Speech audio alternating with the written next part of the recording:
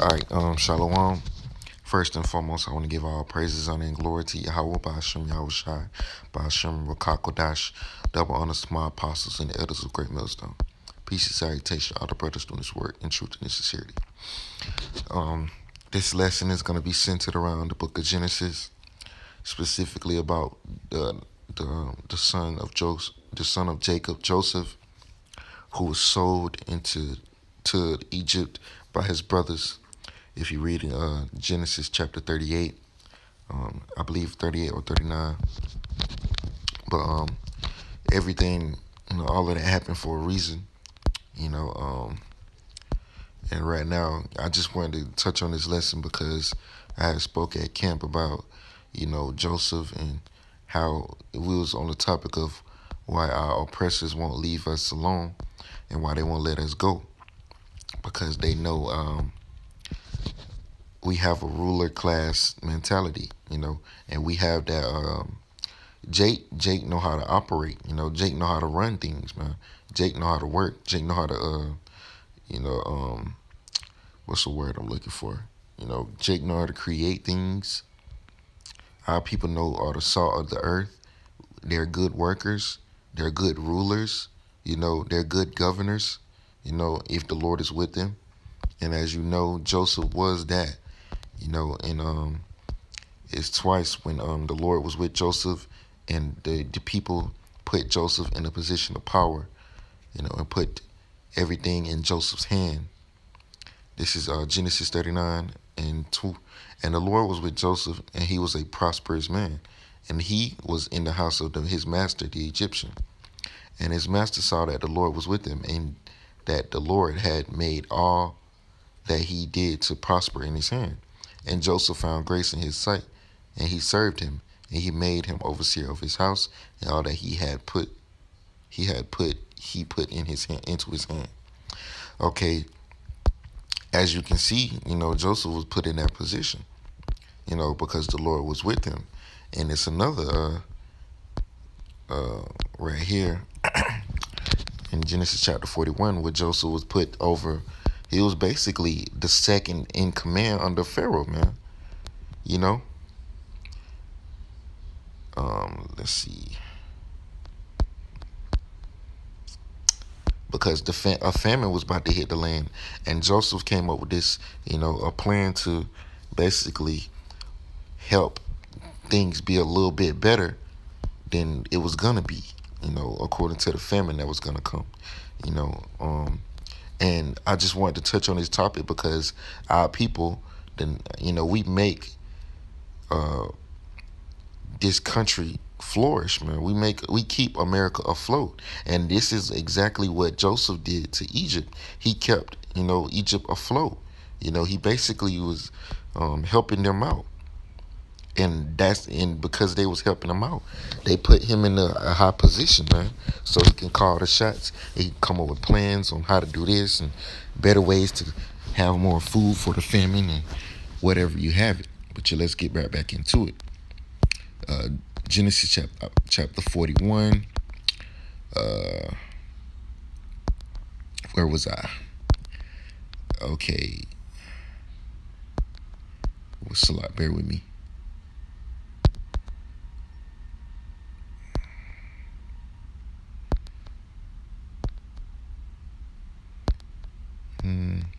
Here it is, verse 40.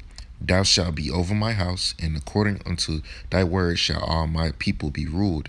Only in the throne will I be greater than you. So basically, he was like the second in command under Pharaoh.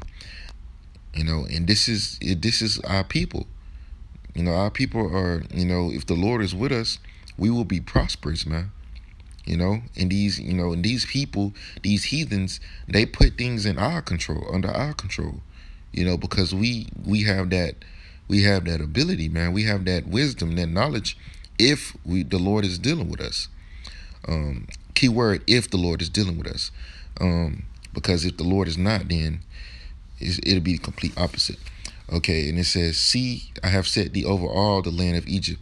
And Pharaoh took off his ring from his hand and put it upon Joseph's hand, and arrayed him in vextures of fine linen, and put a gold chain around his neck. So he basically he was pampering him, man, treating him like, you know, he basically his son, basically, putting chains on him, giving his ring off his finger, man, you know. And he had made him to ride in the second chariot which he had, and they cried before him, bow the knee, and he made him ruler over all the land of Egypt. And that's it's beautiful, man. And Pharaoh said unto Joseph, I am Pharaoh, and without thee shall no man lift up his hand or foot in all the land of Egypt. And Pharaoh called Joseph's name the Zaknath Pani, if I'm saying that right, if I'm not saying that wrong. And he gave him to wife his daughter. Wait, no, not his daughter. Asnith, the daughter of Petif Farah, priest of On. And Joseph went out over all the land of Egypt. And Joseph was 30 years old when he stood before Pharaoh, king of Egypt. And Joseph went out from the presence of Pharaoh and went throughout all the land of Egypt. And in the 7 plenteous years, the earth brought forth by handfuls. And he gathered up all the food of the 7 years which was in the land of Egypt, and laid up the food in the cities, and the food of the field which was round about the city. So I'm about to jump on down.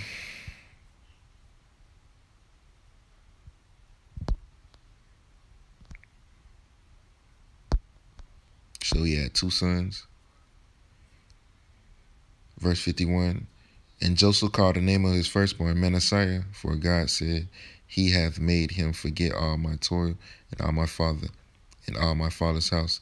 And the name of the second called Ephraim, for God hath created me to be fruitful in the land of my affliction.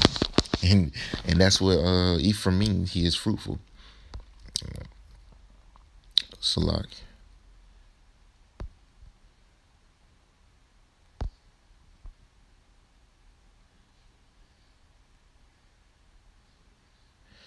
I'm gonna read on down. I'm gonna start at 54 and I'm gonna read down. And the 7 years of dearth began to come according as Joseph had said, and the dearth was in all lands, but in all the land of Egypt there was bread. And when all the land of Egypt was famished, the people cried to Pharaoh for bread, and Pharaoh said unto all the Egyptians, Go unto Joseph, what he hath to you do. And the famine was over all the face of the earth. And Joseph opened all the storehouses and sold unto the Egyptians, and the famine waxed sore in the land of Egypt. And all the countries came into Egypt to Joseph for to buy corn, because that the famine was sore in all lands. As you can see, everybody had to come to Egypt to get something to eat, man, because of the tactics which Joseph had.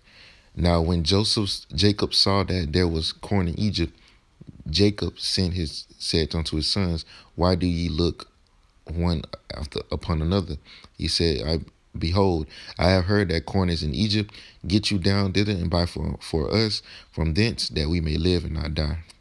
And Joseph's 10 brethren, went down to buy corn in Egypt. I'm trying to get to the point. Well, I really can continue.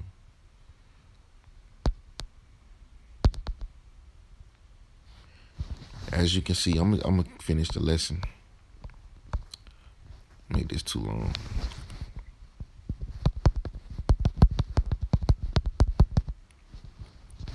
Jeremiah 50 and 33.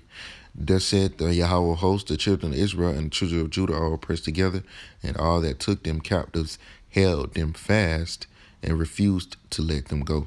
And this is one of the reasons why our oppressors refuse to let us go, because our people, he be speaking of us being here in America, are good workers.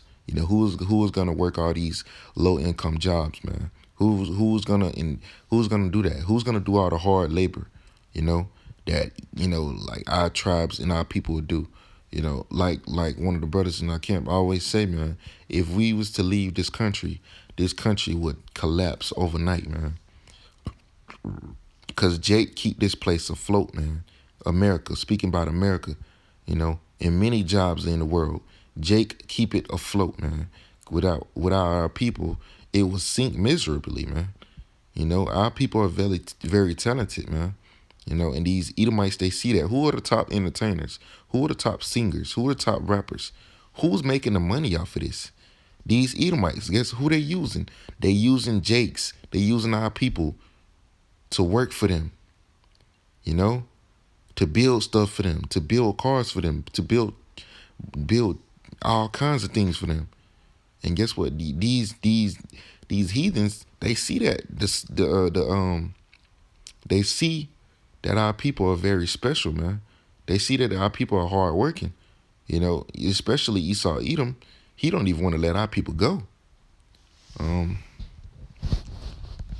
one thing Esau does, he afflicts us even more.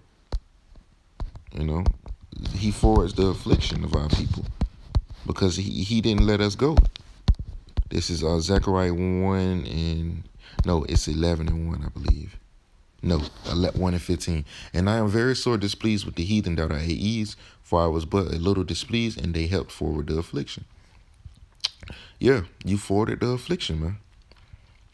You forwarded the affliction of our people.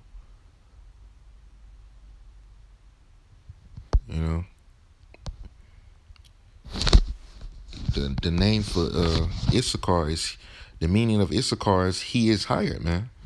Because our people are hard working, man. Our people will work. And our people are very talented and creative. Jake created the video games. Jake created the stoplights. Jake created peanut butter. As you can see, all these things our people created. And these heathens, they see that. And they refuse to let our people go. They refuse to let us serve the Lord, man. Ultimately, we're going to rule this earth. And the people going to rejoice. These heathens are going to be happy when we are in rulership. They're going to be happy.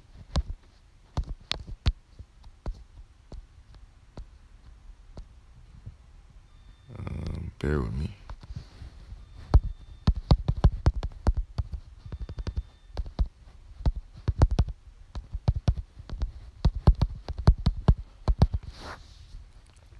Proverbs 29 and 2. When the righteous are in authority, the people rejoice. But when the wicked bear through, the people mourn.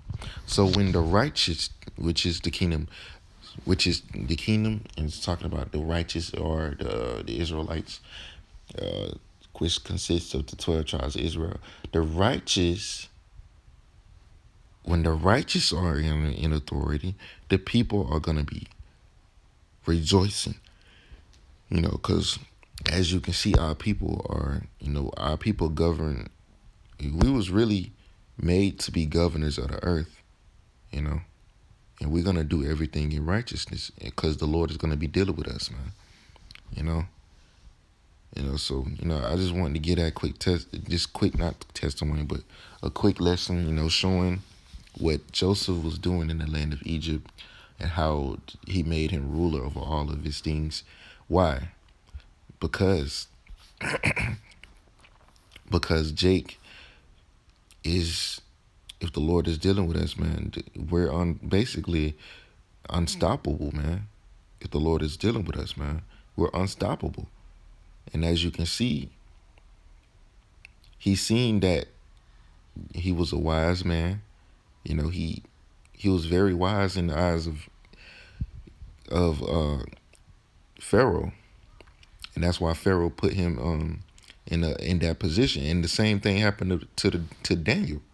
Daniel got put in a high position because he was interpreting dreams that other people couldn't interpret. And basically, the king made him his right hand man. You know, he was, and Daniel was a wise man. And the same thing happened with Joseph. That basically the king made him his right hand man. Why? Because he was interpreting dreams that nobody else could tell.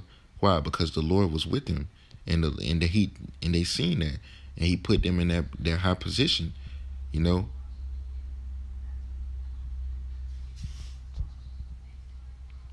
what happened to Shadrach, Meshach, and Abednego when they was thrown in the fiery furnace, and the king seen that the fire ain't had no power on them. That king said, I can't remember what he said, but basically he actually was like, slop.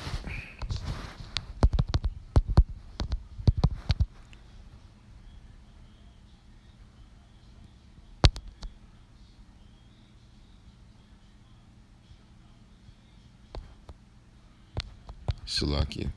Bear with me 1 second. Because when he seen that they was okay, this is what he said. Wait.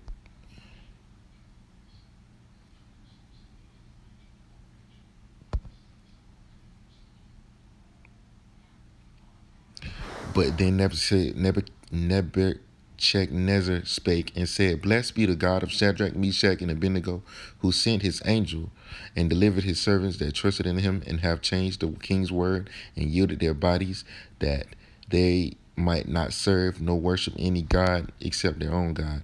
Therefore I make a decree that every people, nation, and language which speak anything amiss against the God of Shadrach, Meshach, and Abednego shall be cut in pieces, and their houses shall be made of dunghill, because there is no other God that can deliver after this sort.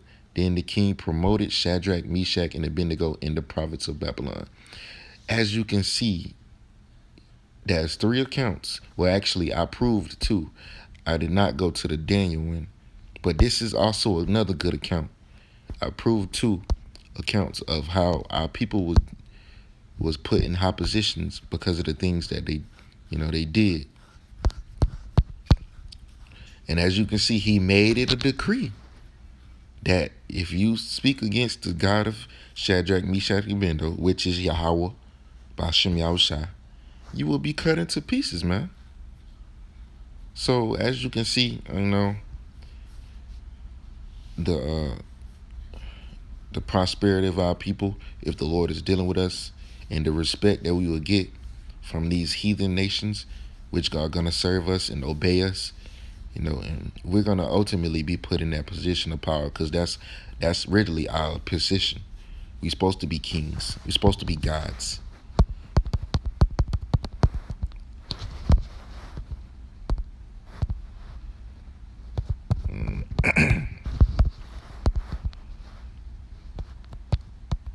Psalms 82:6. I have said, ye are gods, and all of you are the children of the Most High. And we are.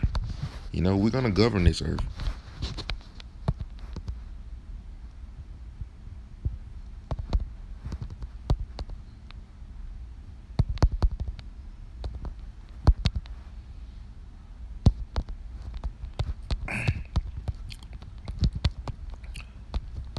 Bear with me 1 second. Bear with me, Baba Kasha.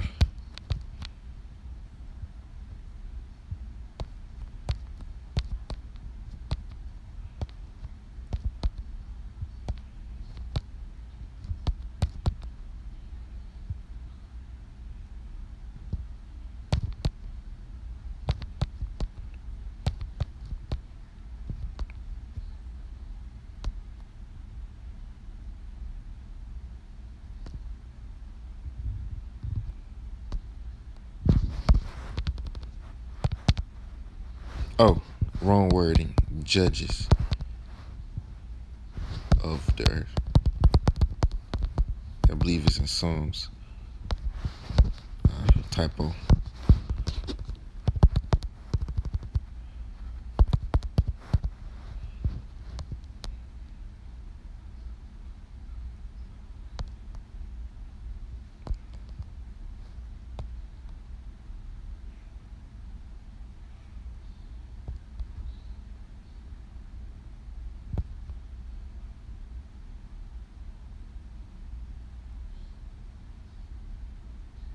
Wisdom of Solomon 6:1. Hear therefore, O you kings, and judge and understand. Learn, ye that be judges of the ends of the earth. Another one, Psalms 2:10. Be wise now, therefore, O ye kings, be instructed, ye judges of the earth, because that's what we're gonna be.